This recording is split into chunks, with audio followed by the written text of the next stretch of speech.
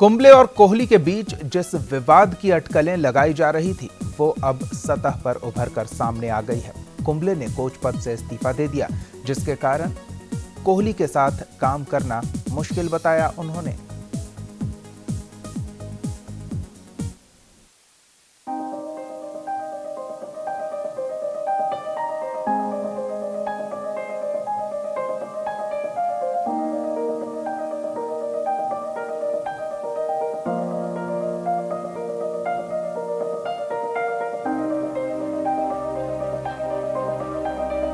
अनिल कुंबले ने team India के head coach का पद छोड़ दिया। उन्हें कोच सिलेक्शन कमेटी ने हेड कोच की पोस्ट जारी रखने के लिए कहा था, पर उन्होंने मंगलवार को इस्तीफा दे दिया। कयास तो पहले से थे, पर उन्होंने भी विराट कोहली के साथ मनमुटाव को ही सबसे बड़ा कारण बताया। साल भर पहले जून में कुंबले कोच बने थे। इस दरमियान टीम इंडिया ने अच्छा प्रदर्शन किया। इसके बाद भी विराट से कुंबले के रिश्ते इतने खराब हो गए कि उन्हें कोच का पद छोड़ देना पड़ा। ट्विटर पर उन्होंने बयान जारी करते हुए अपना दर्द लिखा। उन्होंने अपनी ड्यूटी आईना दिखाने वाली बताई।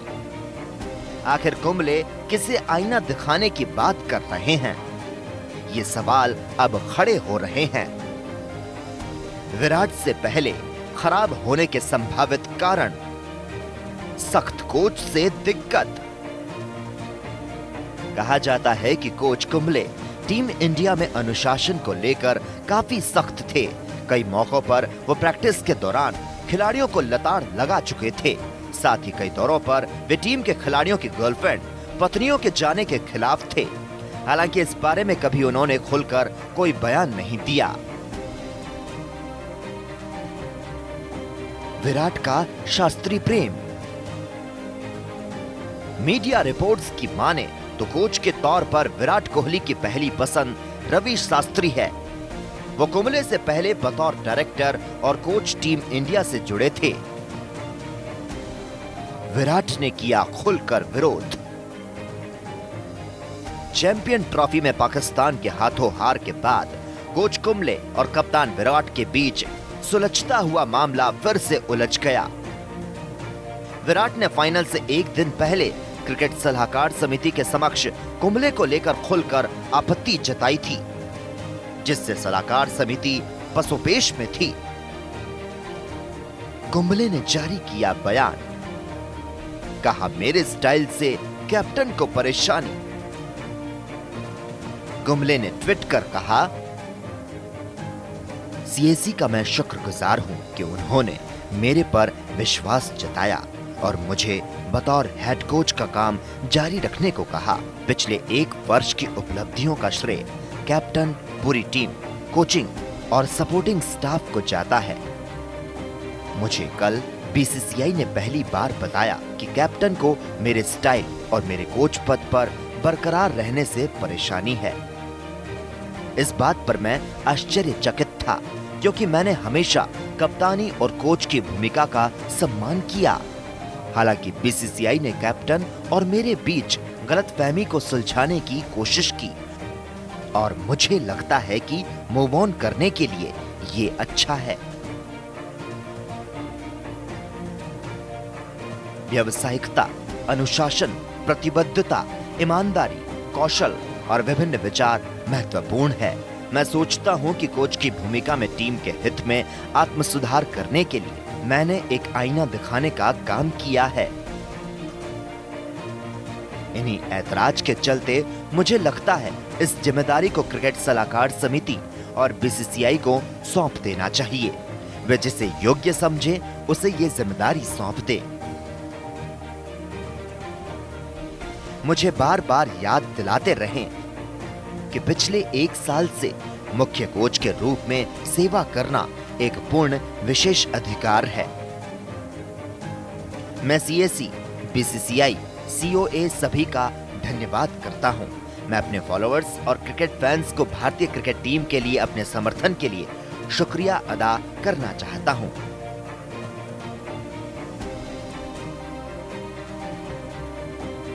मैं क्रिकेट की इस परंपरा का शुभचिंतक हूं। अनिल कुंबले। कुंबले ने पिछले साल जून में भारतीय टीम के हेड कोच की जिम्मेदारी संभाली। उनके कोच रहते भारतीय टीम ने 17 टेस्ट मैचों में से 12 में जीत हासिल की। लेकिन कोहली और कुंबले के बीच विवाद की बातें सामने आने के बाद अब चैंपियन ट्रॉफी में हार का ठिकरा भी इन्हीं के सिर फूटता दिखाई देता है। Sports desk, news India. आखिरकार अनिल कुंबले ने टीम इंडिया के मुख्य कोच पद से इस्तीफा दे दिया। कोच के तौर पर कुंबले की काबिलियत किसी से छिपी नहीं है। अमेरिका में वेस्टइंडीज के खिलाफ वनडे सीरीज और पाकिस्तान के विरुद्ध चैंपियंस ट्रॉफी में भारत की हार के अलावा और कोई असफलता कुंबले के खाते में नहीं है। टेस्ट में 70, वनडे में 61 और टी20 में 40% जीत का रिकॉर्ड कुंबले के नाम पर रहा, जबकि इस दौरान विराट कोहली ने भी बेहतर प्रदर्शन किया।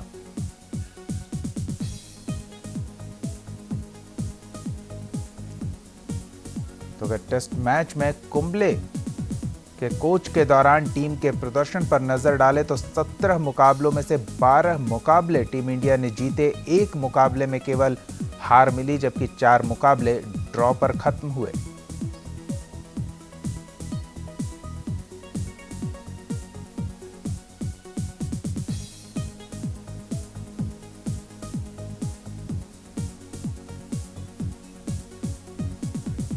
और वनडे मैचों में कुंबले के कोच रहते टीम इंडिया के प्रदर्शन की बात करें तो 13 मुकाबलों में से 8 मुकाबलों में जीत मिली है, 5 मुकाबले में हार का सामना करना पड़ा और 61.54 के प्रतिशत से जीत दर्ज किया है टीम इंडिया ने कुंबले के 1 साल के कार्यकाल के दौरान।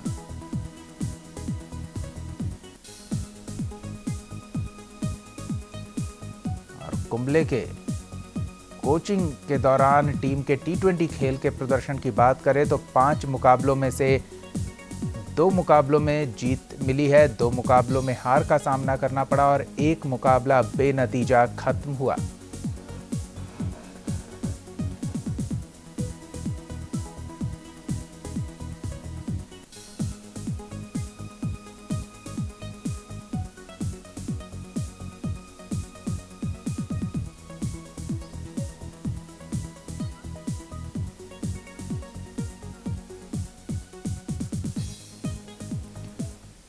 इसी मसले पर थोड़ी और जानकारी लेते हैं हम। हमारे साथ वरिष्ठ खेल पत्रकार दिनेश शर्मा जी जुड़ चुके हैं। दिनेश जी, स्वागत है आपका न्यूज इंडिया पर। धन्यवाद। दिनेश जी, यूं तो कुंबले का कार्यकाल खत्म होने को था और उन्होंने इस्तीफा दे दिया, लेकिन अब इसे लेकर तमाम तरह की बातें सामने आ रही है। चैंपियंस ट्रॉफी के फाइनल मुकाबले की हार का ठीकरा भी उन पर फोड़ा जा रहा है, तो विराट कोहली के साथ अनबन की बात भी सामने आ रही है। क्या लगता है? देखिए, बहुत दुर्भाग्यपूर्ण है क्योंकि दोनों ही इतिहास पुरुष हैं भारतीय क्रिकेट के और दोनों के बीच में ऐसा अहम का टकराव यदि होता है तो बहुत ही दुखद है। दोनों संजीदा खिलाड़ी रहे हैं और विराट में जहां तक आक्रामकता ज्यादा है, जबकि कुंबले तो बहुत ही संजीदा रहे हैं, अपने काम के प्रति बेहद गंभीर, क्रिकेट के प्रति गंभीर और बहुत ही इंटेलिजेंट क्रिकेटर माने जाते हैं। फिर भी स्थिति यहाँ तक आ गई, बहुत ही दुर्भाग्यपूर्ण है।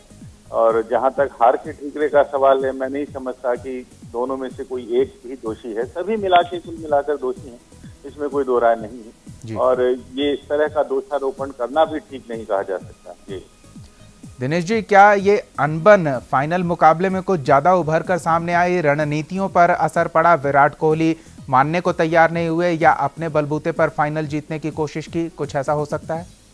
नहीं, देखिए, सबसे बड़ा जो जिसे कहना कि स्पार्क जो हुआ वो इससे हुआ कि हार के बाद कुंबले ने थोड़ा सा एक कदम आगे जाते हुए कुछ खिलाड़ियों से 1-to-1 बातचीत की और उस 1-to-1 बातचीत का कुछ नागवार भी लगा कुछ खिलाड़ियों को जिन्होंने विराट कोहली से शिकायत की।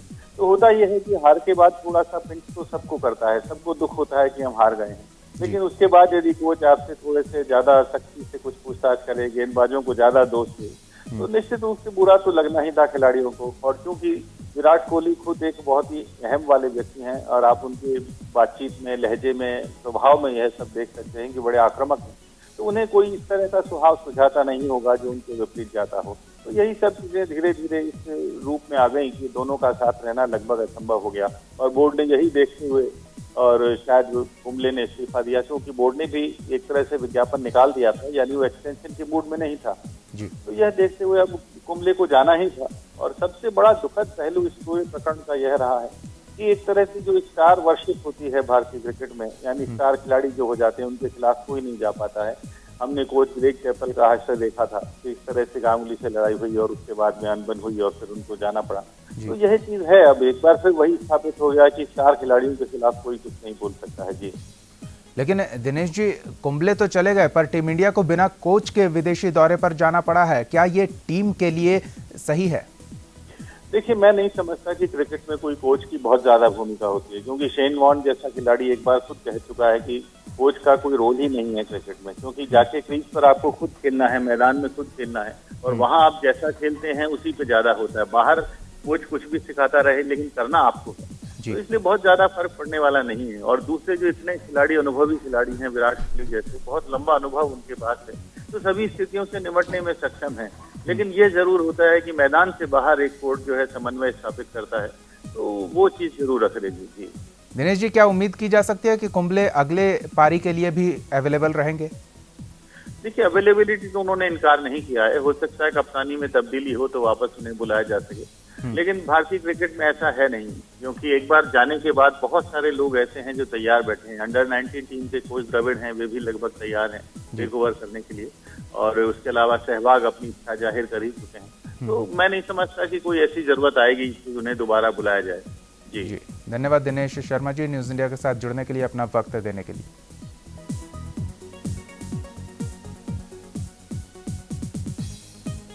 आप हमारे चैनल को YouTube पर सब्सक्राइब कर सकते हैं न्यूज इंडिया निम्स पर।